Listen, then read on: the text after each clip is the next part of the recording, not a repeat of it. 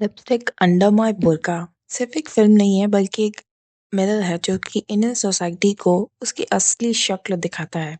ये फिल्म उन औरतों की कहानी है जो रोज़ाना चुप रहना सीख चुकी हैं, जिनके सपने, डिज़ायर्स और इमोशंस को शर्म, इज्जत और परंपरा के नाम पर दबा दिया गया है। फिल्म का टाइटल ही एक सिंबल है, लिपस्टिक, जिसका मतलब है डिज़ायर, फ्रीडम, फेमिनिटी और रिबेलियन। बुर्का जो कि प्रोटेक्शन, रिस्ट्रिक्शन, ट्रेडिशन और इनविजिबिलिटी को शो करता है, और इन दोनों के ही बीच जो कॉन्फ्लिक्ट है वही इस फिल्म को बताता है। चार औरतें, चार कहानियाँ, लेकिन सिर्फ एक जैसा जख्म। फिल्म हमें भोपाल के एक ऐसे मोहल्ले में ले जाती है जहाँ चार अलग अलग उम्र और बैकग्राउंड की औरतें होती है, दिखने में जो कि अलग हैं, पर अंदर से सब एक ही जैसे दर्द से जुड़ी हुई हैं। पहली है उषा परमार बुआ जी। उम्र की कोई लिमिट नहीं होती ख्वाहिशों की। बुआ जी का कैरेक्टर सोसाइटी के लिए सबसे ज़्यादा अनकंफर्टेबल है क्योंकि वो एक बूढ़ी औरत है जो कि रोमांटिक नॉवेल्स पढ़ती है, फैंटेसी रखती है और प्यार महसूस करना चाहती है। सोसाइटी का सिंपल सा रूल है कि बुढ़ापे में भगवान का नाम लो, डिजायर्स का नहीं। लेकिन फिल्म सवाल पूछती है कि क्या डिजायर सिर्फ जवान लोगों का ही हक है? क्या सेक्सुअलिटी सिर्फ शादीशुदा और जवान औरतों के लिए ही अलाउड है? बुआ जी को जब प्यार मिलता है तो वो उसे भी छुप के जीती है क्योंकि अगर लोग देख लेंगे तो वो शर्मनाक हो जाएगा। यह फिल्म हमें याद दिलाती है कि औरतों को उनके इमोशंस और उनकी डिजायर्स को हमेशा पब्लिक प्रॉपर्टी बना दिया जाता है, चाहे वो किसी भी उम्र की हो। दूसरी कहानी है शिरीन असलम की। शिरीन का कैरेक्टर सबसे ज़्यादा रियल और डिस्टर्बिंग है, जो कि एक वर्किंग वुमन है और जो अपनी फैमिली के लिए काफ़ी मेहनत करती है, लेकिन रात को उसका पति उसकी बॉडी पे अपना अलग हक समझ सकता है और उसके साथ ज़बरदस्ती करता है। यहाँ एक बहुत ही बड़ा टैबू टूटता है मैरिज रेप का।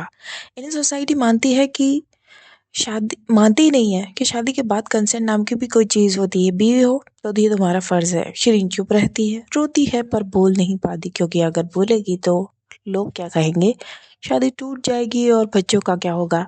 फिल्म ये क्लियरली दिखाती है कि शादी भी औरत के लिए एक कैद की तरह है जहाँ से निकलना सोशली अलाउड नहीं है।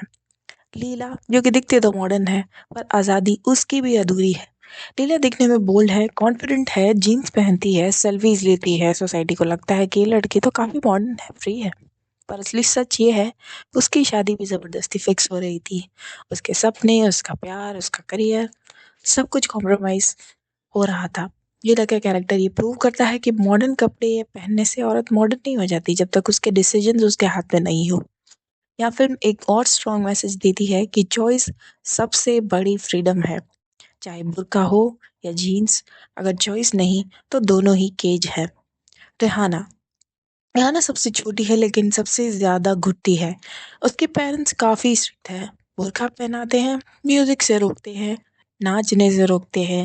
रेहाना का बुर्का उसकी आइडेंटिटी को ही छुपा देता है, और जब वो हेडफोन्स लगाती है, लिपस्टिक लगाती है, मिरर के सामने खुद को देखती है, वो अपनी असली पहचान ढूंढती है। रिहाना यूथ का रिप्रेजेंटेशन है, जो कि वेस्टर्न कल्चर से अट्रैक्टेड है, जो अपनी मर्जी से जीना चाहती है, पर फैमिली और सोसाइटी के प्रेशर से दबती है। उसका रिबेलियन छोटा है लेकिन काफ़ी पावरफुल। मूवी का सबसे बड़ा बोल्ड एस्पेक्ट ही है फीमेल सेक्सुअलिटी को ओपन पोर्ट्रेयल। मेल डिजायर तो सोसाइटी के लिए काफ़ी नॉर्मल है, लेकिन female desire is equals to shame. क्योंकि मूवी एक पावरफुल फिल्म है, लेकिन हर कैरेक्टर का हर एक्शन ऑटोमेटिकली जस्टिफाई नहीं हो जाता। ये भी ज़रूरी नहीं है कि अगर हम सिर्फ पेट्रियार्की को ब्लेम करें और इंडिविजुअल अकाउंटेबिलिटी को ही इग्नोर कर दें तो एनालिसिस अधूरा रह जाएगा। जैसे कि हम लीला के कैरेक्टर की बात करें तो लीला का कैरेक्टर अक्सर ट्रैप्ड वुमन के रूप में हमें दिखाया गया है, लेकिन एक इम्पॉर्टेंट पॉइंट यहाँ इग्नोर हो जाता है कि लीला एंगेज थी। उसके फियांसे ने उससे कोई अब्यूज़ नहीं किया, ना ही उसकी कोई फ्रीडम छीनी थी, पर फिर भी रीना ने उसके साथ इमोशनल और फिजिकल डिसऑनेस्टी की।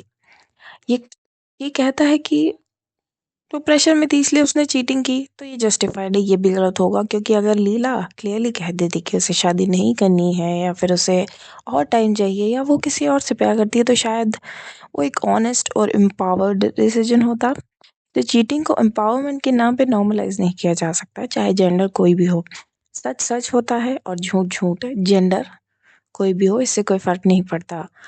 दूसरी बात है बुआ जी के डिज़ायर्स की, तो उनके डिज़ायर्स को लेकर एक बहुत ही इमोशनल एम्पैथी जनरेट होती है, लाइक एंड राइटली सो। हर इंसान को फैंटेसीज़ और कंपेनियनशिप का हक है, चाहे उम्र कोई भी हो, लेकिन प्रॉब्लम यहाँ डिज़ायर्स की नहीं है, डिसऑनेस्टी की है। बुआ जी ने अपनी एज और अपनी आइडेंटिटी को छुपाया। अगर हम सिचुएशन का जेंडर रिवर्स कर दें, जैसे एक बूढ़ा आदमी एक जवान लड़की से बात करता तो अपनी असली आइडेंटिटी को छुपाता तो क्या हम उसे गलत ही कहते? बिल्कुल गलत कहते हैं। तो यहाँ भी वही रूल अप्लाई होना चाहिए।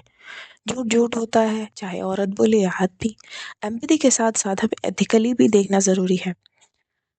बात करें रेहाना अबीदी की, तो रेहाना यूथ रेबेलियन का सिंबल है, लेकिन उसकी कहानी में भी फ्लॉस है। हाँ, उसे आज़ादी चाहिए, हाँ उसके पेरेंट्स ओवरली स्ट्रिक्ट है, पर पेरेंट्स से झूठ बोलना, स्टडीज़ को इग्नोर करना और फिर चोरी जैसे एक्ट्स को करना, ये सब उनके लॉन्ग टर्म फ्यूचर को और भी ज़्यादा रिस्की बना रहा है। एजुकेशन तो वो हथियार है जिससे वो फाइनेंशियली इंडिपेंडेंट बनती, इस सोसाइटी से निकल पाती, अपनी कंडीशंस को लीगली और प्रैक्टिकली चैलेंज कर पाती। पर उसने क्या चुना? उसने शॉर्ट टर्म रिबेलियन चूज़ किया instead of long term escape plan. आज़ादी सिर्फ रूल्स तोड़ना नहीं होता, आज़ादी खुद के फ्यूचर के लिए सही चॉइसेस लेना भी होता है। बात करें शिरीन असलम की, तो इन सब के बीच एक ही कैरेक्टर है जो ऑलमोस्ट फ्लॉलेस इंटेग्रिटी दिखाता है। शिरीन काम करती है बिना किसी को धोखा दिए, अपने बच्चों को पालती है, अपनी डिग्निटी के लिए लड़ती है। उसकी सेक्सुअलिटी को सप्रेस किया जाता है, उसके कंसेंट को इग्नोर किया जाता है, पर फिर भी वो एक रिस्पॉन्सिबल और ऑनेस्ट होकर अपने बच्चों का ध्यान रखती है। शिरीन एक एग्जाम्पल है टू इंडिपेंडेंट वर्किंग वुमेन का, जो कि सिस्टम से पहले खुद के प्रिंसिपल्स को नहीं तोड़ती। इसलिए अगर हम ऑब्जेक्टिवली देखें भी, तो शिरीन अज़म सबसे ज़्यादा विक्टिम है, बिना खुद गलती किए। लिपस्टिक अंडर माई बुर्का ज़रूर बताती है कि सोसाइटी और पेट्रियार्की औरतों को कैसे दबाती है, लेकिन फिल्म ये भी इनडायरेक्टली दिखाती है कि हर ऑपरेशन के बीच भी पर्सनल चॉइसेस होती है। सिस्टम को चैलेंज करना ज़रूरी है, पर ऑनेस्टी, कंसेंट और रिस्पॉन्सिबिलिटी को कॉम्प्रोमाइज़ करके नहीं। ट्रू एम्पावरमेंट तभी होगा जब औरतें फ्री होंगी और फेयर भी। विक्टिमहुड और अकाउंटेबिलिटी दोनों एक साथ एग्जिस्ट करते हैं। बात करें सेंसरशिप की, हिपोक्रेसी की, तो आयरनी देखे कि इस मूवी को इंडिया में इनिशियली तो बैन ही कर दिया गया था। रीज़न था कि it's too lady oriented, too sexual and it's against Indian culture. लेकिन वही कल्चर डेली आइटम सॉन्ग्स बनाता है,